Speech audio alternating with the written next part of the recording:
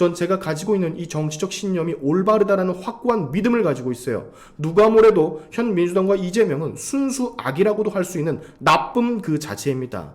그들에게 권력이 쥐어진다면 우리나라는 더 심각한 좌경화가 될 것이라는 것도 불보듯 뻔한 사실이에요. 힘든 싸움이 될 것 같지만 여러분도 요즘 뉴스 보고 힘들고 짜증나고 열폭하시겠지만 그래도 전 끝까지 갑니다. 최선을 다해 보수에 서서 부족하고 멍청할 때도 있지만 내 진영의 사람들을 응원하고 지지할 겁니다. 자, 간만에 또 개혁신당 이준석에 대한 소식이 전해지고 있습니다. 이준석 입장에선 이번 이슈 꽤나 가슴 아픈 소식이 될 것 같은데요. 왜냐하면 그렇게 믿고 의지하던 큰 어른으로 모셨던 전 공관위원장 김종인이 이준석을 비판했기 때문입니다. 제가 이준석이라면 참 마음 아픈 일일 텐데 오늘 소식 아주 간단하게 전해드리도록 하겠습니다. 그런데 그 전에 좋은 광고 하나 보고 가세요. 자, 태백산맥 700 고지에서 자라난 6, 7년근 야생 산양상삼 한 뿌리의 사포닌을 이 한 병에 오롯이 담아낸 더산삼류 소개해드립니다. 2012년 출시에 500만 병 이상을 판매했으며 첨단 사포닌 최적화 공법을 적용해서 산삼을 과학한 그런 제품이에요. 20ml 앰플 한 병당 진세노사이드 14mg이 담겨져 있고요. 이 더산삼은 온라인 직거래 유통 방식을 통해 유통 단계를 대폭 축소해 합리적 가격으로 여러분께 특별한 혜택을 드립니다. 영상 고정 댓글에 일반 포털 사이트에는 노출되지 않는 제 채널을 시청하시는 여러분만 볼 수 있는 비공개 구매 링크를 달아드릴 테니 더 건강한 나를 위해 특별한 시작을 한번 해보시기 바랍니다. 자세한 상품 설명은 고정 댓글에 달릴 구매 링크를 통해서 확인해주세요. 광고 끝.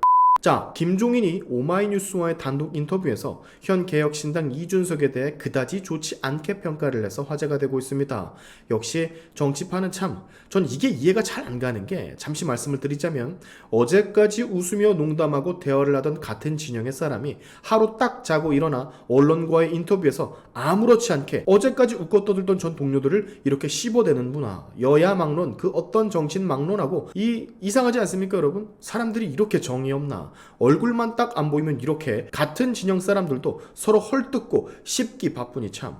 자, 김종인이 이런 말을 했어요. 이준석은 입씨름만 해왔다. 아직 공부가 부족하다. 개혁신당의 공관위원장을 맡았을 당시에 나는 라이언 일병 구하기라는 마음으로 그 직책을 수락했다.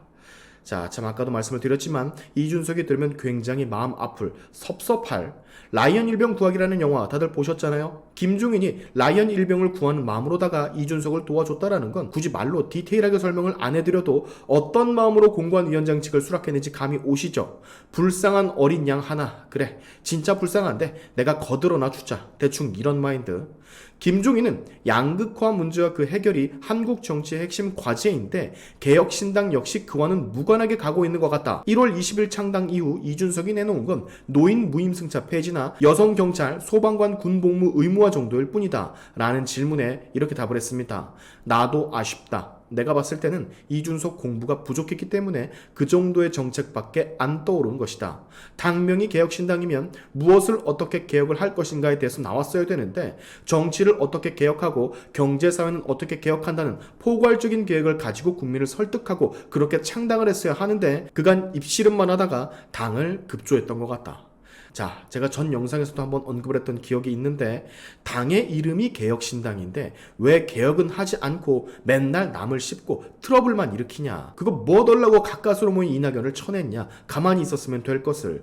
욕심만 부리고 싸움질만 하다가 결국 이도저도 아닌 마이너스 4선하게 생기지 않았느냐라고 비판을 했었잖아요.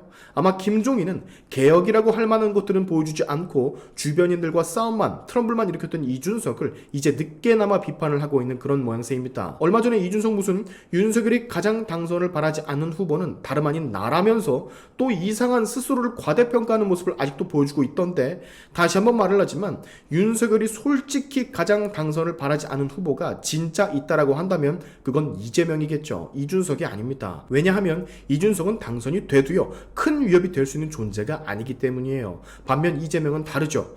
빵에 가지 않는다면 밤 대선 주자까지 언급되는 그런 사람인데 이준석은 지금은 참 문제인 게 자기의 위치를 자꾸 과대평가하는 바로 이거. 남은 관심을 가져주지 않는데 자꾸 자기는 대단한 사람이라고 스스로 치켜세우는 이거. 주제 파악이 언제나 될지 모르겠습니다. 화성을 지지율을 보면 이재명과 원희룡은 이렇게 보시는 것처럼 오차범위 내에서 경쟁이라도 하지. 여기는 1위 민주당 공영훈 후보가 무려 47.4%, 그 대단하시다는 이준석 개혁신당 후보는 22.9%밖에 지지율을 보여주지 못하고 있어요. 이거는 사실 오차 범위 한참 바뀌기 때문에 진 겁니다. 어떻게 뭘 뒤집기를 할 수도 없을 정도의 지지율 차이.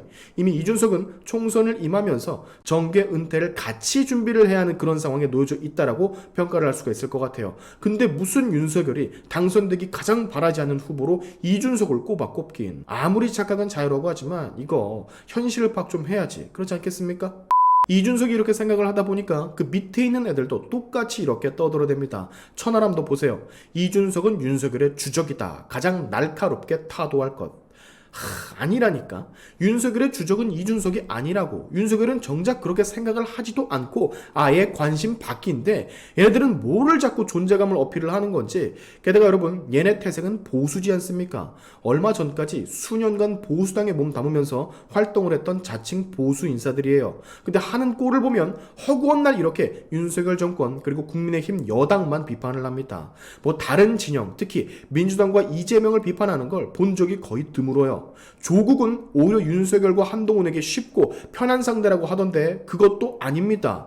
오히려 비례 지지율 30%를 넘게 찍어버리는 조국이 지금 현재로선 훨씬 더 어려운 상대로 지금 급부상을 하고 있는데, 이거는 정말이지 지금의 개혁신당은 주제 파악하지 못하고 허공에 삽질만 하는 애들로 밖에는 비춰지지 않습니다.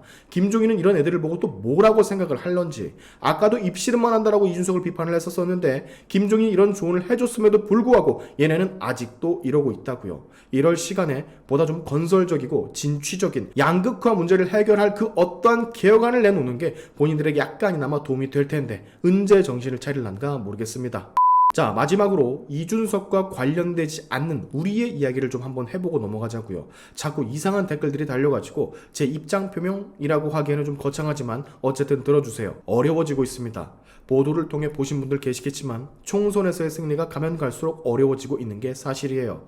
어떻게 단 2주도 안 돼서 지지율이 이렇게 곤두박질 칠 수가 있는 것인가 아직도 이해가 되지를 않는데, 이것의 가장 큰 문제는 현 정권 그리고 대통령에게 있는 게 맞습니다. 너무 안일했어요. 의료개혁 문제 역시 너무 쉽게 생각을 하며 접근을 한 것 같습니다. 이미 문재인 정부 때 실패한 그것을 총선이 가까워진 이 시점에 무슨 의도로 꺼냈는지는 모르겠지만 그러지 말았어야 된다라고 생각을 해요.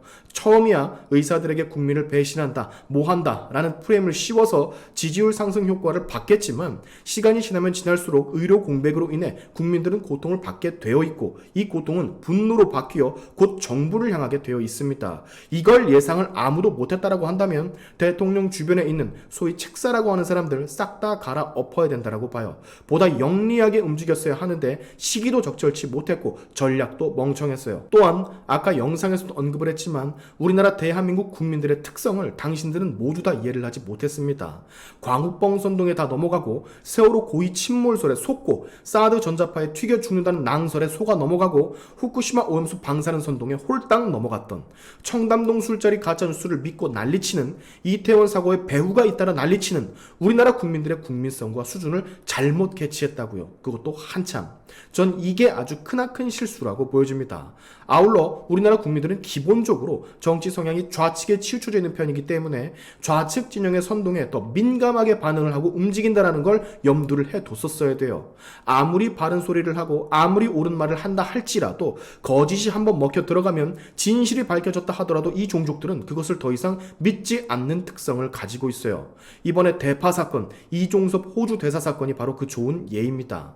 한동훈 비대위원장 역시 진실로 다가가면, 올바른 선택을 하다 보면, 설득을 하면, 우리가 달라진 모습을 보이면 바뀐다라는 굳건한 믿음이 있었던 것 같은데 그렇게 해도 안 되는 인간들이 우리나라엔 반절이 넘는다라는 거. 한동훈과 우리들의 실수가 있었다라고 한다면 바로 이런 것들을 캐치하지 못한 게 아닐까 싶습니다. 저 역시 마찬가지로 말이죠. 그러나 전 그래도 포기하지 않습니다. 전 제가 가지고 있는 이 정치적 신념이 올바르다라는 확고한 믿음을 가지고 있어요. 누가 뭐래도 현 민주당과 이재명은 순수 악이라고도 할 수 있는 나쁨 그 자체입니다. 그들에게 권력이 쥐어진다면 우리나라는 더 심각한 좌경화가 될 것이라는 것도 불보듯 뻔한 사실이에요. 힘든 싸움이 될 것 같지만 여러분도 요즘 뉴스 보고 힘들고 짜증나고 열폭하시겠지만 그래도 전 끝까지 갑니다. 최선을 다해 보수에 서서 부족하고 멍청할 때도 있지만 내 진영의 사람들을 응원하고 지지할 겁니다. 오늘의 샤인투프 여기까지 하겠습니다. 여러분의 영상 공유는 세상을 밝히는 힘이 되니까 꼭 공유 부탁드리면서 지금까지 제 영상이 좋으셨다면 구독과 좋아요 그리고 알림 설정까지 꼭 한 번씩 눌러주시면 감사하겠습니다. 다음에 봅시다.